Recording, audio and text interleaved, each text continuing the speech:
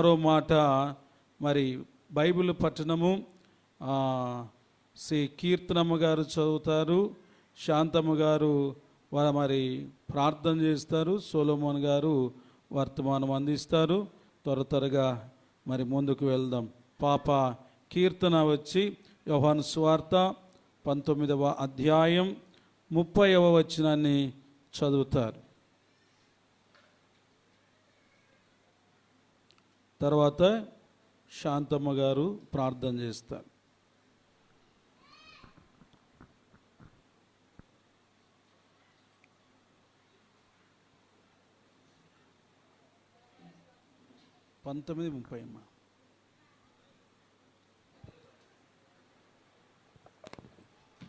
యోహాను సువార్త 19వ అధ్యాయం 30వ వచనం.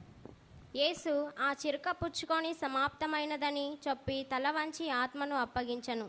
దేవుడి వాక్యాన్ని దీవించునుగాక. ఆమేన్.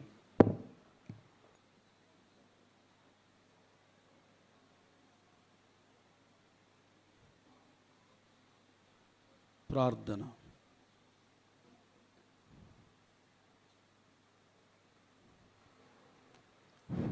స్తోత్రం స్తోత్రం స్తోత్రం నైనా. ప్రేమగల తండ్రి, ప్రేమమయుడ పరిశుద్ధాత్మ దేవ తండ్రి, నీ బంగారు పాదముల కొందనాలు చెల్లిస్తూ మహిమపరుస్తున్నాం నైనా. ఇంతవరకునైనా మరి ప్రభువా 5 మాటల వరకు నా తండ్రి నీ బిడ్డల పక్షంలో మీరుండి మీరు మాట్లాడిన మాటలను బట్టి నీ కృతజ్ఞతలునైనా. 6వ మాట మాట్లాడుతుండగా ప్రభువా నీ కుమారుని మరుగుపరుచుకొని తండ్రి మీరుండి మాట్లాడమని ప్రార్థిస్తున్నాం నైనా. అయ్యా నీవెంతో గొప్ప దేవుడు, ఆశ్చర్యకరుడు తండ్రి. అట్టి ఆ రక్షణ మాకు ఇచ్చినందుకు నీకు వందనాలు ప్రభువా. స్తోత్రములు నైనా. మేము బ్రతికి సజ్జులుగా ఉండి ప్రభువా మరలా నీ సన్నిధానంలో నీ 7 మాటలు మాకు వినుటకు నైనా అవకాశం, ఆయుష, ఆరోగ్యం ఇచ్చినందుకు వందనాలు తండ్రి. ఎందరో ప్రభువా ఈ సమయాన్ని పొందక మట్టికి మన్నాయి ప్రభువా, ఎందరో యాక్షన్ల ద్వారా మరణించారు నైనా. మేము బ్రతికున్నామంటే ఇది కేవలం నీ కృపను బట్టి తండ్రి. నీకు వందనాలు చెల్లిస్తున్నాం తండ్రి. దేవా నేను మరి తగ్గించుకున్నామని హెచ్చిస్తే నామలు అడుగుచున్నాం తండ్రి. ఆమేన్.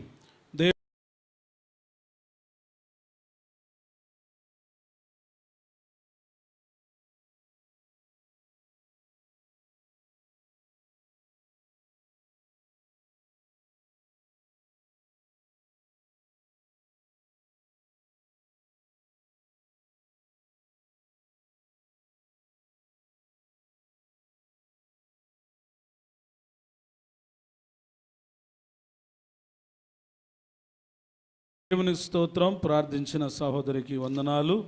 మరి సహోదరుడు సి సొల్మన్ గారు మనకు 6వ మాటను బోధిస్తారు. జాగ్రత్తగా విందాం. ప్రభువైన యేసుక్రీస్తు వారి నామంలో సంఘమంతటికి, దైవజనులకు, సంఘస్థులకు, సంఘ సభ్యులందరికీ మన రక్షకుడును ప్రభువును యేసుక్రీస్తు వారి యొక్క దివ్యమైన నామంలో శుభములు తెలియజేస్తూ మరి నాకు ఇవ్వబడిన సమయంలో ఈ మాటలు త్వరగా ముగించడానికి ప్రయత్నం చేద్దాం. మరి ఇంతవరకు అమూల్యమైన మాటలు, జీవింపజేయగలిగిన మాటలు మనము విని ఉన్నాము.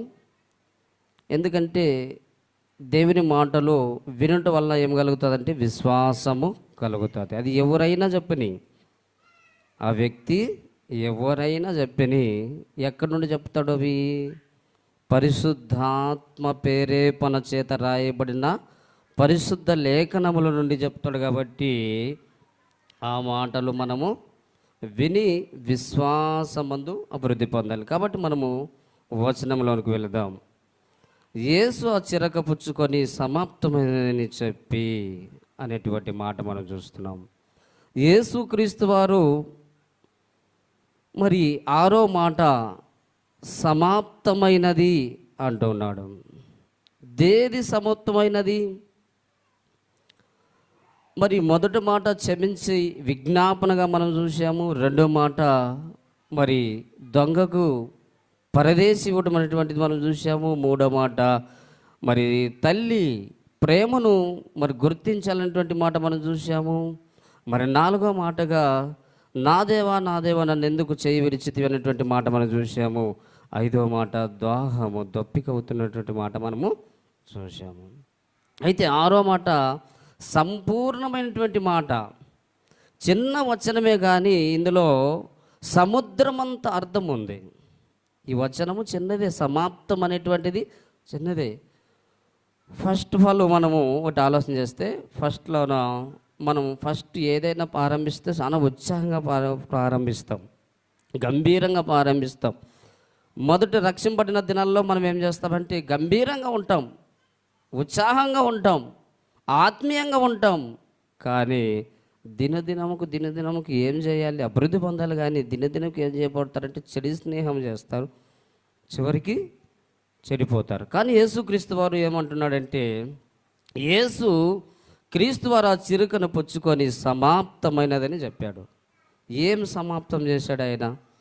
సమాప్తము, ఈ పాపానికి సమాప్తం చేశాడు.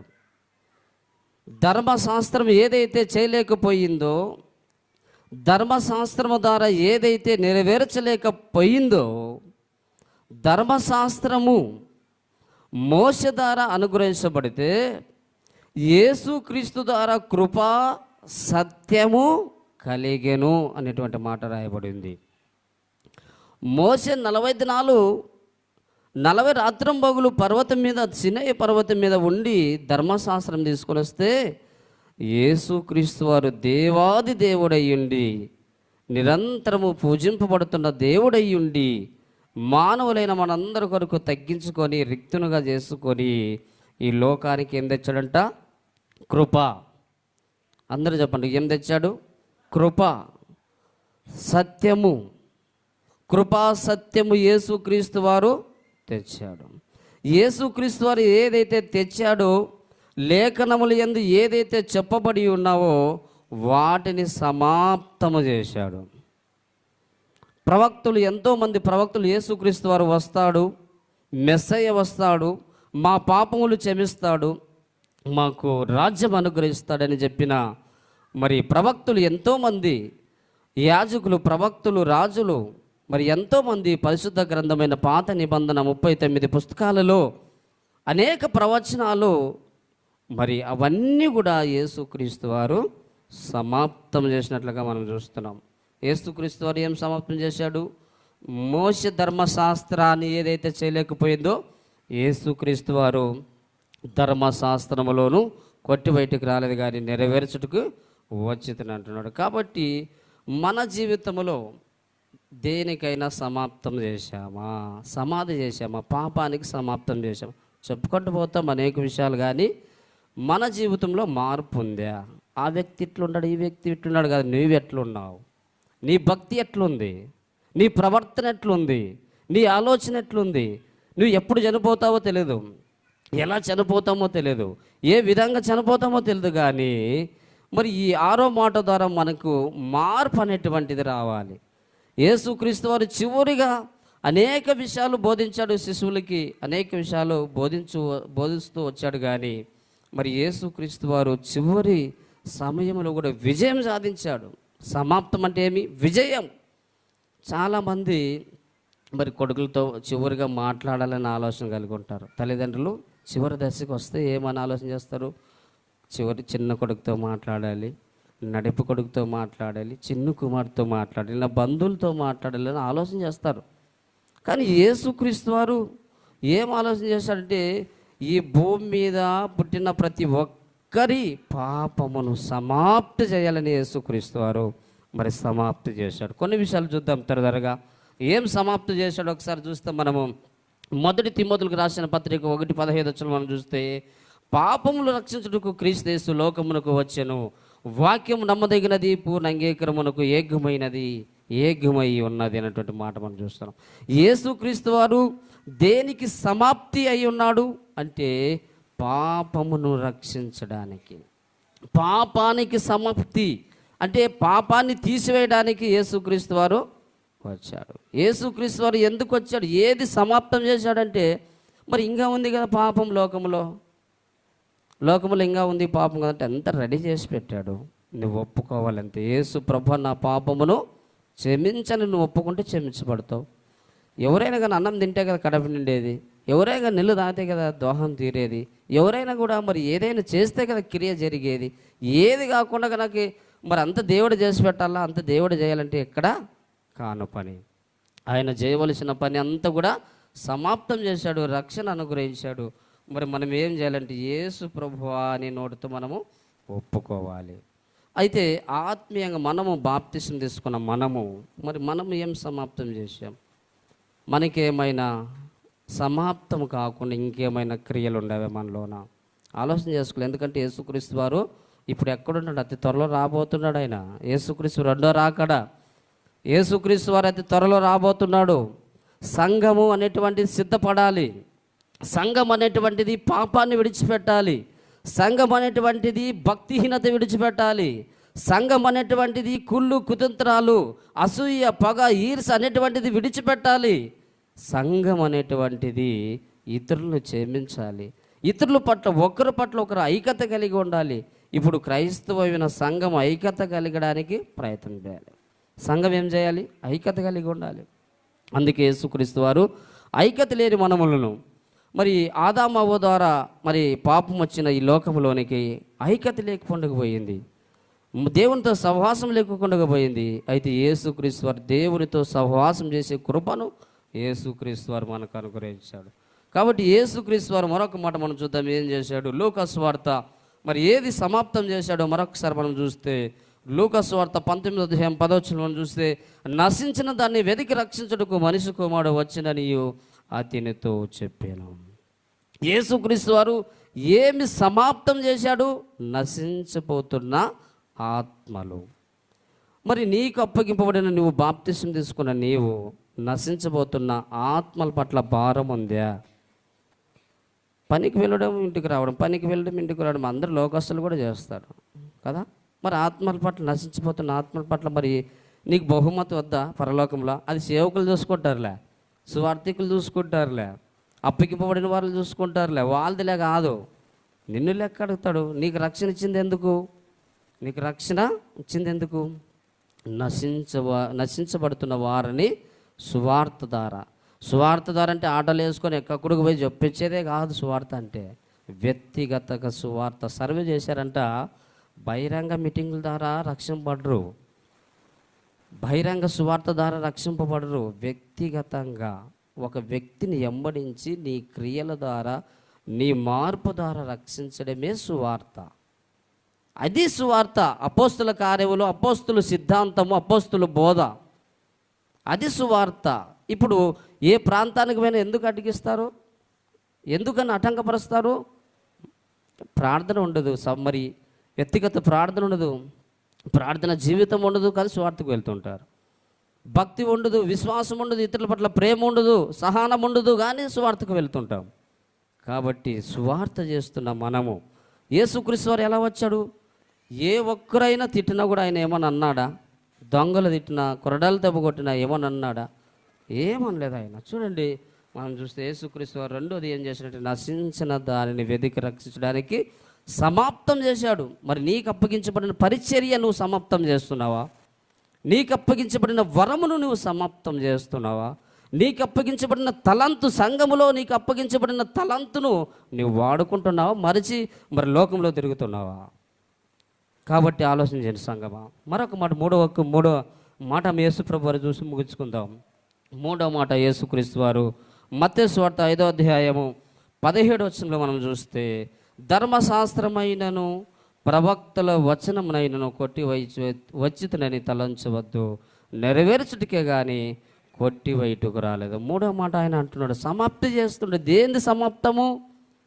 ధర్మశాస్త్రం. చాలామంది ఏమంటారంటే పాత నిబంధన కొట్టి భయపడింది, ధర్మశాస్త్రం కొట్టి భయపడింది అంటారు. ఎక్కడ కొట్టి భయపడింది? ఏది కొట్టి భయపడింది?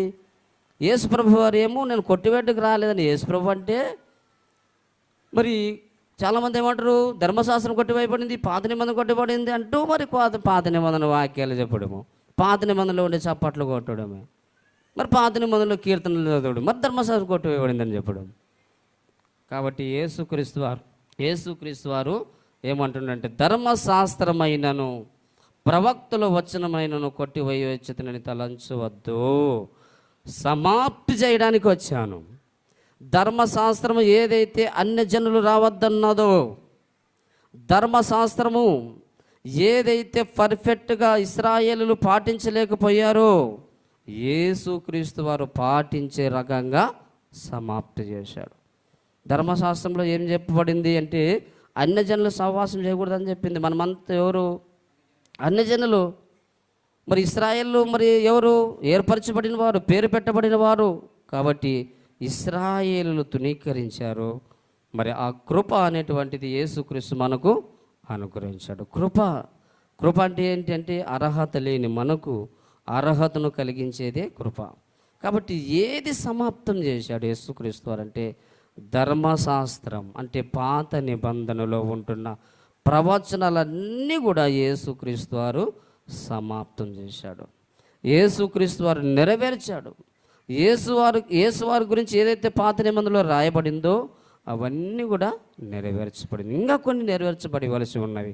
అవే రెండవ రాకడకు సంబంధించిన ప్రవచనాలు. కాబట్టి మరొక మాట చూద్దాం.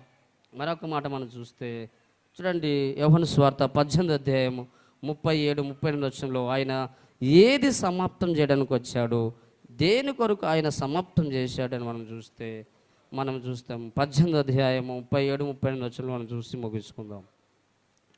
అందుకు పిలాతు, నీవు రాజువా అని ఆయన అడగగా, యేసు నువ్వు అన్నట్టే నేను రాజునే, సత్యమును గురించి సాక్ష్యం చుట్టుకు నేను సమాప్తి చేయడానికి అంటే సత్యము గురించి సాక్ష్యం ఇవ్వడానికి నేను పుట్టి తిని. ఇప్పుడు ఈ లోకంలో సత్యం అనేటువంటిది లేదు.